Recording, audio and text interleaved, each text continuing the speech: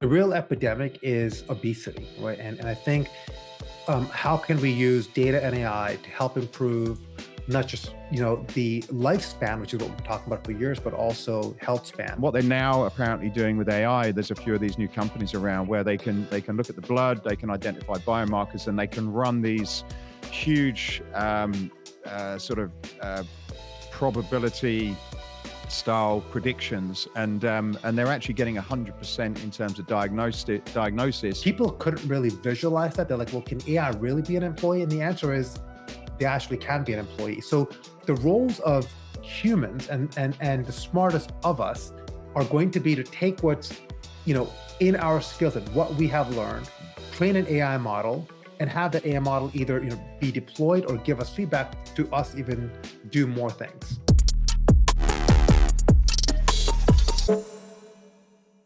Welcome to this week's episode of L.I.F.T.S, the podcast that explores new trends and deeper insights shaping the health, fitness, and wellness industry. Today, we've got a conversation we hope will leave you inspired and thinking about things in a new way. I'm here with my co-host, Mo, who's just returned back from CES. Mo, how are you doing today? I'm doing well. We are in a deep freeze here in the DC area. And the inauguration just happened this week. So we've got a lot of movement in DC. We've got cold weather in DC. But it's been a busy start to the year.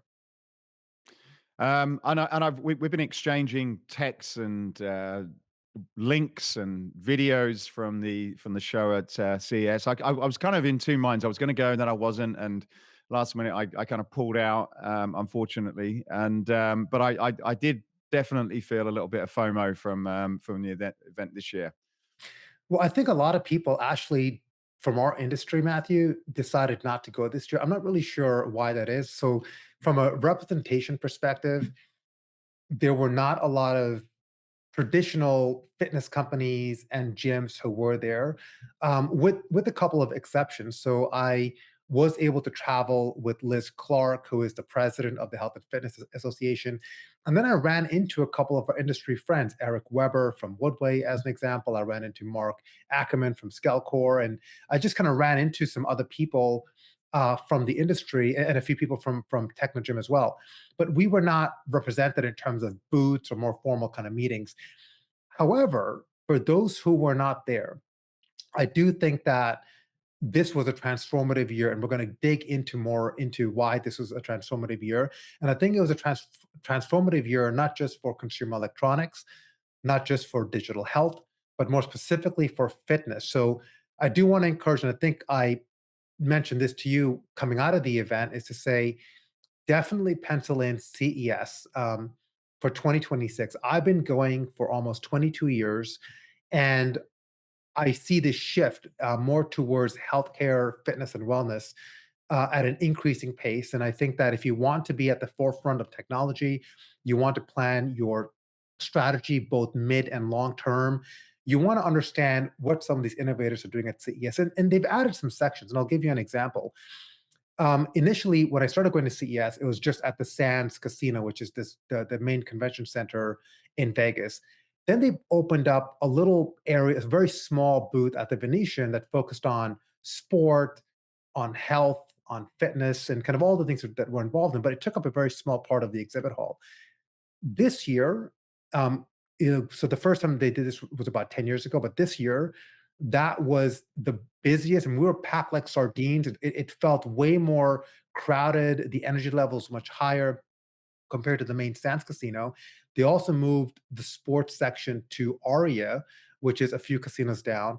And something that they've done for the last couple of CES events is they have this one section on the first floor of the Venetian called Eureka Park. And what makes it really interesting is Eureka Park, in order to get into that, one, it is a heavily discounted or free boot space, but it's companies that haven't, raised a Series A, they haven't scaled up yet. So the idea behind Eureka Park is how can we bring over innovators, entrepreneurs that might have an interesting idea? And I've seen over the last couple of years companies that started in Eureka Park. A couple of years later, they're upstairs on the second floor in the main CES floor booth. So just walking around that, it allows you to, and I think last year we had a chance to do that, but it allows you to see what is at the bleeding edge of technology. And I think you might find something. I think a lot of what you see there is probably going to fizzle out and die, but sometimes you may come across something that is just really, really compelling, and that could be the future of what is to come into our industry in a few years. Yeah, we actually did. I for the last few years when we went down there and we filmed from the event. I probably 2 years ago we did an interview with the lady who had this meditation product that we did an interview with her. She just invented it, and I was really fascinated because it kind of helped you put more of a sort of a tactile element to meditation, and so a couple of years later I saw that that High Price did a deal, and I think they acquired the company. And so I agree with what you say. I think there is a lot of stuff that's kind of a little bit out there and may never make it to market. But there's definitely, if you're prepared to search, there's definitely opportunities to find things that way before they've really gone anywhere, and sort of get hold of them pretty early in the development stage. Yeah, I would agree. And this is why you find a lot of company executives and kind of people who are scouting for new stuff. That's actually a really busy section of CES because they're just walking around speaking to innovators. You never know where the new idea is going to come from. And if you're in business and you want to retain a competitive edge, the earlier you can get into a good idea, the better chance of you applying that to the business and hopefully having a lead over your competitors and kind of really helping innovation. And ultimately, when you think about an innovation cycle, it moves faster when everybody's doing it. And it's especially in the age that we're in today. And I'll kind of, we can get into this in a few minutes, even looking at things like non-invasive biomarkers. A year ago, people talked about it, but we never really saw anything work. Just 12 months later, we're seeing non-invasive biomarkers actually work in 12 months. I mean, that was unthinkable. I was thinking that this was maybe 5 years out, but here we are 1 year later and seeing innovation happening at CES. So it was a packed event. I probably averaged like 20,000 steps in a day between runs that I did and just walking around. And then a couple of tips that I'll tell people is that I always tell myself this every year, but just take hand lotion with you because my hands were super dry in Vegas. I drank a ton of water and forget about style when it's CES. Just wear the most comfortable shoes because you will definitely be feeling it if you aren't outfitted the right way.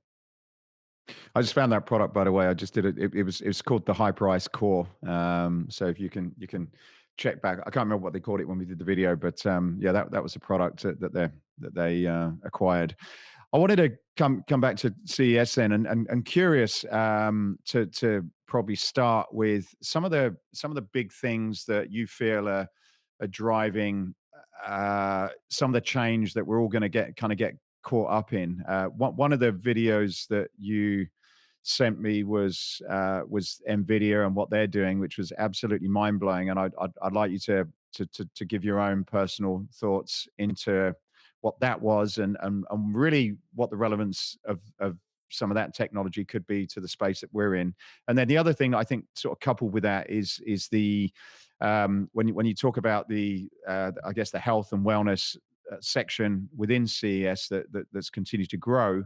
Um, where do you think the sort of medical side plays into into that trend as well, and what are some of the things that you see that people are prioritizing in their thought process? So maybe we start there with the sort of macro view of what's going on at the moment. Well, so typically, and we'll get into Nvidia now. The keynote that Jensen Huang did, who's the founder and CEO of Nvidia, was absolutely ridiculous. I mean, it was next level ridiculous. And just to give you some context into CES keynotes, you typically go for the band after. So Lenny Kravitz was the band that played after his keynote. So you typically go for the band, you typically go for the music, and it's U2 or whoever else. And the keynote is typically by one of CES's, largest sponsors. So I think they had like the CEO of GM speak and some other companies, right? And it's very rare that you will get like Elon Musk coming to CES, even though he's been to CES, but he's not going to pay for a sponsorship, right? So he doesn't pay for any sponsorships. So what you get is these keynotes, they want to get everyone in the room. They have, the person doing the big keynote, the CEO of some company, not super exciting. Then you hear the band, which is what everyone is there for, is for this concert. And the concert this year was at the Sphere. So the Sphere held a couple of keynotes. Jensen Huang absolutely flipped the script. Um, I think he delivered one of the best keynotes, and I sent you the video. It was so good. I was texting and sharing that with everyone as soon as it became available. But I think that if you haven't watched, and maybe we should link it in the podcast, but if you haven't seen this keynote, go back. I think it was about an hour and 10 minutes long. Absolutely worthwhile to look at it because what he is able to show is a glimpse into the future that he is working on today. He talks about his story. He talks about how NVIDIA was formed, and even in real time. And what we have up, if you're watching us in YouTube, you're able to kind of see what Scott has pulled up here on the screen. The pace of chipset development, NVIDIA is so far ahead right now, and I know that there's trillions of dollars going into competitive chipsets by everyone from Meta to Amazon, Intel, and all those companies together. I don't see them catching up in the next 10 years. I just don't. Are they going to catch up to NVIDIA? Sure, they are. I mean, Apple came out with their own silicone and all that, but it took them decades to do that. These guys are so far ahead, and Jensen Huang is so innovative that I think he has an opportunity to disrupt every industry, and I mean that. AI and what NVIDIA is doing has an application for every single industry you could think about. If you give me an industry, I could come up with an application in that. More importantly, he's focused on two key areas. The first is how can he bring the power of a supercomputer to your desktop? And literally, Matthew, in the palm of his hand, and this reminded me, I don't know if you recall this or not, but back when Steve Jobs had an envelope and then he pulled out the Apple Air, like the MacBook Air over a decade ago, that was a big moment in computing history because it was this really thin, lightweight, powerful, portable product. That's what he did here, except he pulled out a supercomputer that fit in the palm of your hand that you could stack up on top of each other, and is it could you could bring it right into your desktop, and it was priced at $3,000. I mean, for context, Apple's workhorse computer is around $5,000. So the price, the computing power, all of it was incredible. The second thing that he really enlightened me on is the power of robotics and what AI is going to do for robots and what the application of robots are going to be. It's this kind of vision that he was able to articulate so clearly in his keynote that I think a lot of people in the room are thinking about. I've got to be thinking about robots, and the conversation on robots, yes, existed in a meaningful way before CES, but it accelerated and pulled forward a lot of that thinking and conversation after his keynote at CES. So it was just purely, incredible. I think it was revolutionary. Um, and if you haven't seen it, absolutely go watch it. Mm. So if we have to, because I watched it, it was around about an hour long, great video, so many different ideas, and in some cases you can almost sort of get lost in the I guess sort of scale of some of the things that are being talked about. But let's sort of break that down. For someone like me, let's break it down for like a 12-year-old. What would be what would be some of the or two or three takeaways for our space with with things that we should go away and start to research and learn and consider the impact that's gonna have. Like clearly, the power of these chips is mind blowing. But it's like what does that really mean to me? And after listening to the whole podcast, you and then going for a run afterwards and letting it kind of percolate a little bit, you can start to imagine what the future could look like. But to save the listeners a little bit of time, like where do you think some of those, on a very very simple level, like where do you think some of those key things are that we should definitely be putting a little bit of time to this year? So I think what you're going to see happening is one of the things that people think about NVIDIA, they think about these, M1000 chips, that these chips are in the tens of thousands of dollars because these are the big supercomputer and mainframes that companies like OpenAI and Meta and all these companies are building. So you think about that it's inaccessible and unreachable. But really, a lot of NVIDIA's core businesses comes down to cards. It comes down to the way you're going to be creating video and graphics and Gen AI. So a couple of things there. Number one, agents, right? So can you come up with a digital twin? And there's a couple of ways to think about that. The first way is how can AI agents or AI bots help you do more work? So some of the simple tasks like managing your calendar or other tasks, can you have an AI helper? And these are not just standard bots, but how can AI agents almost be thought about as employees? Right. And now you're going to have maybe three AI agents for every two employees. Instead of having five people, three of them are going to be AI employees. And you have to really think about them like that. The second one is really around uh, using AI as a digital twin. And what that means is if you are working on building machine learning algorithms, and Matthew, I know you and I have talked about this for the last couple of years, but one of the key things is data. Right? If you want to train a model, everyone talks about how do you create and how do you capture data. We even talked about eGym and their genius kind of plan is really around how can they bring in as much data as possible, real world data. Well, what Nvidia was working on is to say we cannot capture data in a fast enough way to train our AI for where we want it to go. So this is transformative. Think about even a Tesla. Tesla has all these cameras, they're capturing data in real time and they're training their model. How do you get more data? Well, you have to drive more, sell more cars, and get more data. Well, what if AI can create synthetic data? What if they can simulate driving? What if AI can simulate workouts and simulate actual people working out? So you take the real data, you take the AI created data, and you use a combination of those two to train a machine learning model. Now you can accelerate the training of the model and then ultimately build a smarter AI engine. That was like really, incredible. Are seated machines slowing your members down?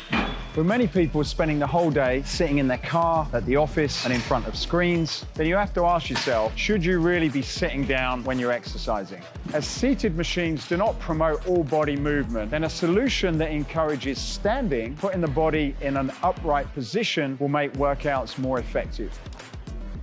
Help your members break from sedentary habits with more active training. Are you interested in creating a more dynamic workout environment? Then contact us today.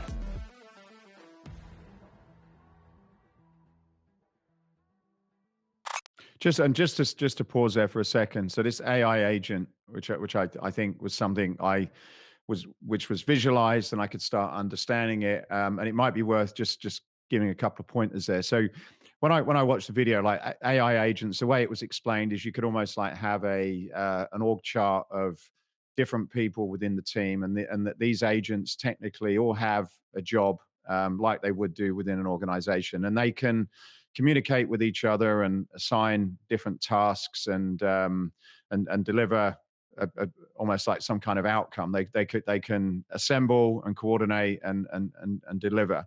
Like I one my understanding or my limited understanding of AI is where I use things like Chat GPT, and it seems to do kind of like a bit of everything.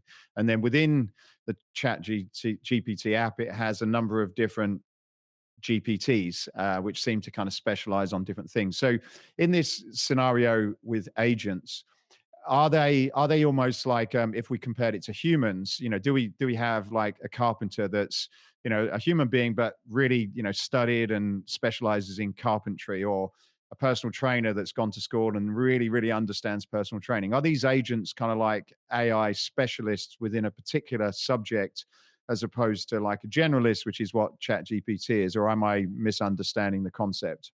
No, that's absolutely correct. So these are specialists, but I would even argue, Matthew, that ChatGPT is an operating system similar to like we both use ChatGPT, but our ChatGPT models are trained differently based off of the questions that we ask it and how we've trained it. In addition, we both have iPhones, but I'm sure your iPhone home screen, my iPhone home screen looks different. So in a sense, AI agents is that, but more specifically, it's to the latter. In that, let's just take personal training as an example. And this is a new skill set. So if you're listening and you're interested in getting more into AI, humans, our key role is going to be in how do we train agents to make them better and better and better. And that's going to be the role of, let's just take even a personal trainer. Can I create, if I'm a personal trainer, can I create an agent for my specific use case? So now, as a personal trainer, I have a digital twin, I have an agent, and I can deploy that agent to hundreds of people who I could train at the same time. And as I learn something new, I update that model. And that's the right way to think about agents. So everyone's going to have agents that are curated for them. It's no different than an employee, it's no different than building a skill set. So if you think about agents like humans, where you could train them, they can learn, they can act on your behalf, they can complete tasks on your behalf.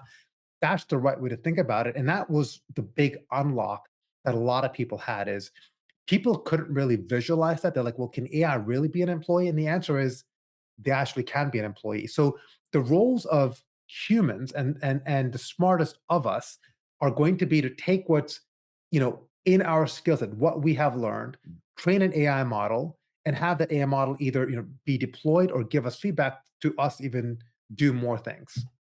So just to go in a little bit of more detail on this before we move on, but I understood that ChatGPT, and it says it in its terms and conditions, it collects everything and it uses all of the information on and you gave the example of Nvidia now creating synthetic data, so it's this kind of super mind with these tasks, and this is where I feel there's a limitation with my chat GPT because I fill up the memory really, really quickly and I have to constantly like remove stuff.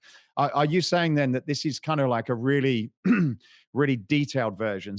Let's say I wanted a chat GPT that was, I'm sitting next to Scott, a chat GPT that was like doing what Scott does, doing the editing of particular videos in a particular style, adding music in a particular place, using my fonts and brand guidelines and color schemes. Would I essentially teach it um, on all of those real small details for me in a way that probably a broader brain, one of these big brains, probably wouldn't necessarily dial into in the same way? Is that kind of what these agents would be? Would you Yes, say?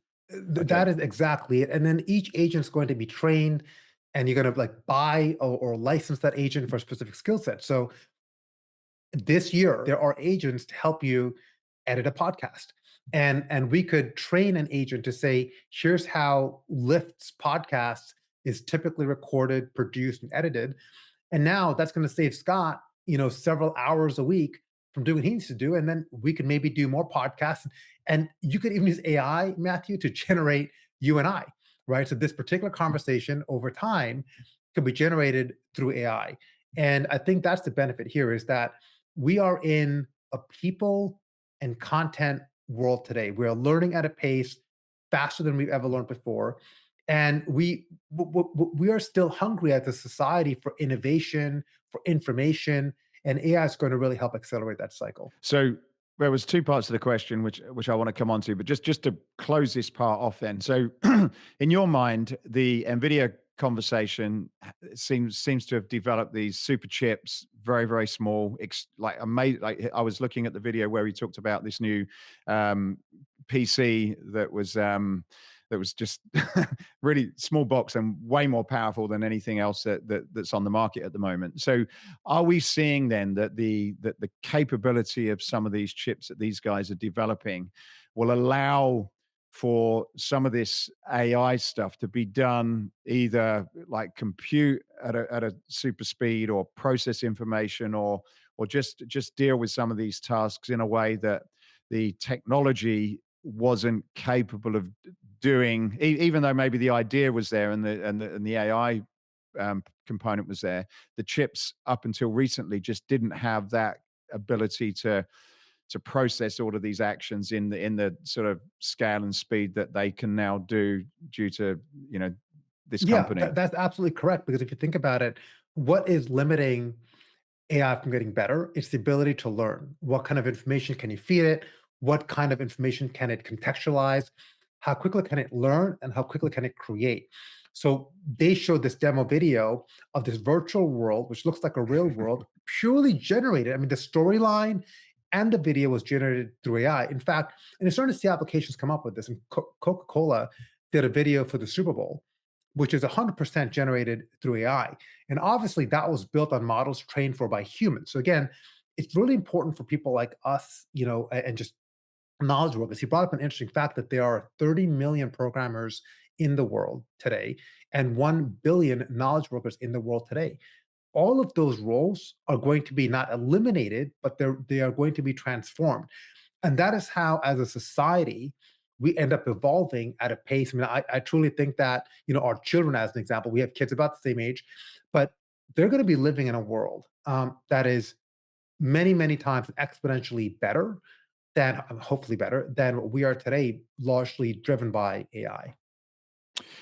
Second part of the question then was the again, macro trends. There definitely seems to be this health and medical um, movement that I probably didn't recognize. And whenever I go to CES, there's more and more companies in this space looking at everything from looking at your genes to creating wearable technologies to providing data around the body, the environment you're living in. Like, what did you sort of sense this year? And did you see the presentation with Nvidia linking to some of the major medical companies, and what you think they're probably going to do that is going to rub off on the health and wellness space that we're involved with? Well, I think, and again, another popular topic we've talked about it, in this podcast and in our industry is the real epidemic is obesity, right? And I think, how can we use data and AI to help improve not just the lifespan, which is what we've been talking about for years, but also health span, and how do we help kind of address this obesity problem? So yes, we've got GLP-1, and that's number one. But then, what are some other things that we could do? So I think that digital health this year took a massive, massive leap forward, and it's all driven by AI. One of the most interesting products that I saw at CES this year was by Withings, and they released a concept called Omnia. And I remember, I mean, I think I texted you right when I walked by, and I had a chance to try it out.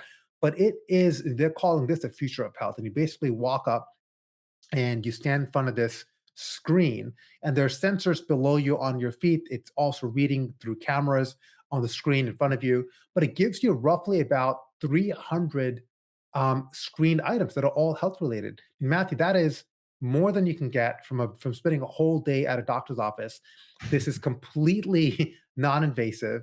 It is mind-boggling to what this product can give you. Now, this is a wellness-based product that is, I think, going to go up to the medical grade. But imagine having one of these screens in your house. It doesn't have to be as large as this. It could be a little bit small. But imagine you walk up to your mirror in your fridge, and before you make a cup of coffee or eat your breakfast, you stand in front of this thing for 60 seconds, and it gives you a status of how you're doing. And you could do this for your children. You can do this for yourself. That is where this is going. So the ability to get biomarkers and really have interventions before a minor issue becomes a major issue. That is the biggest unlock of what I saw at CS this year. Another example is Panasonic launched a massive new initiative called Panasonic Well, and they're thinking about how can, and we typically think about Panasonic as an electronics company. In fact, Scott was hoping that Panasonic was going to announce a new camera at CES, and instead they launched this new health initiative. But here's why they did it. It's because they understand that the home has become, whether you live in a home or an apartment or wherever, but the future of work, the future of health is going to be at your home, not in some expensive urgent care unit or hospital. Um, but how can we enable people to live healthier at home? If they can enable them by giving them a small utility that costs, $300, maybe it's standard fare within your house, can they transform humans and well-being in general? Panasonic is betting that they can do that. They kicked off a new initiative called Panasonic Well. We are actually going to be working with them, and I've had a chance to meet their team and the team behind Panasonic Well. I'm incredibly excited about it. But ultimately, revolutionizing home well-being was a massive theme at this year's CES.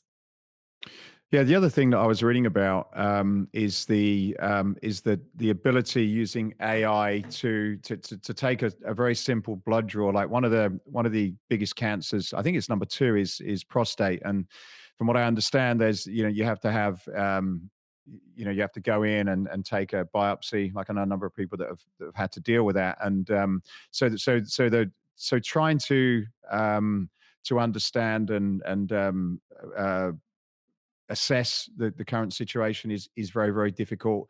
The accuracy of a lot of these treatments is very, very difficult. And then a lot of the drugs that are being given is, the success rate as a percentage is extremely low. Like the gentleman who was telling me about it was almost said it's, in some cases it could be 50%. And what they're now apparently doing with AI, there's a few of these new companies around where they can look at the blood, they can identify biomarkers, and they can run these huge sort of probability style predictions, and they're actually getting 100% in terms of diagnosis. And then also a lot of the new drugs that they're creating is to be able to, rather than spending years and billions on a lot of these drug trials, they can actually predict with an amazing amount of accuracy what changes and what type of drugs need to be developed for this. And they're starting with the particular company I sent you the link. I think they're called Liquid Biosciences, and they're starting off with prostate and a few of the other cancers, but they're also looking at things like Alzheimer's and that. And it's just, I think when you imagine, I suppose, like if you get a drug, you have to do different trials, and this has to happen for years, and they don't really know if it's actually doing what it should do, and there's generally a lot of side effects. And as I said earlier, the success rate on these is extremely low, but it's better than nothing, and that's what happens. And I think we're going to start seeing a real transformation in these diagnosis of diseases, understanding like what you've got a leaning towards in the future, and then being able to sort of set up interventions that have been tested by some of this, these new AI capabilities to actually sort of prevent or reduce significantly the probability of you actually getting that affecting you in a meaningful way.